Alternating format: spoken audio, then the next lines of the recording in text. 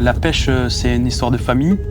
On a commencé avec mon frère, avec ma mère, mon père en bord de Meuse en Belgique. Et après, nous avons découvert le sud de la France. Puis tout le temps, on pêche ensemble et on a attrapé des automatismes. On a évolué ensemble, on a grandi ensemble dans la pêche et voilà quoi. Bon. Tous les pêcheurs se disent ah, j'aimerais bien pêcher un espadon. On avait eu des échos qu'il y en avait en Méditerranée, bien entendu. C'est un poisson qui est connu en Méditerranée, mais qui n'était pas pêché jusqu'à présent. Et on s'est dit bah, pourquoi pas nous ici, pourquoi on ne pourrait pas le faire.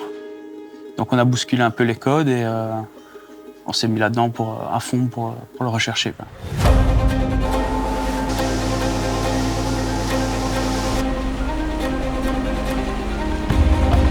Quand on me demande les secrets de la pêche à l'espadon, je dis la première chose, c'est la patience et la persévérance. C'est les deux mots qui encadrent la pêche à l'espadon.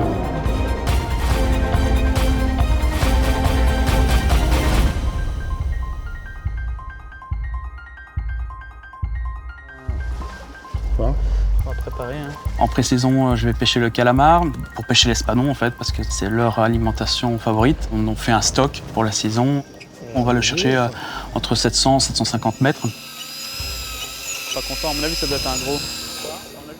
L'espadon, je le recherche en eau-kill depuis 2017. On les balise avec des tags qui nous permettent de voir l'évolution du poisson dans le temps.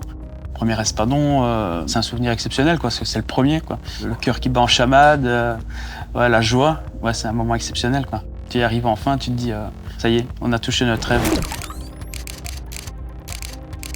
C'est un savoir-faire, c'est beaucoup de temps passé sur l'eau, c'est beaucoup d'investissement personnel. C'est le côté de la recherche, tu vois, qui est plaisant dans la pêche.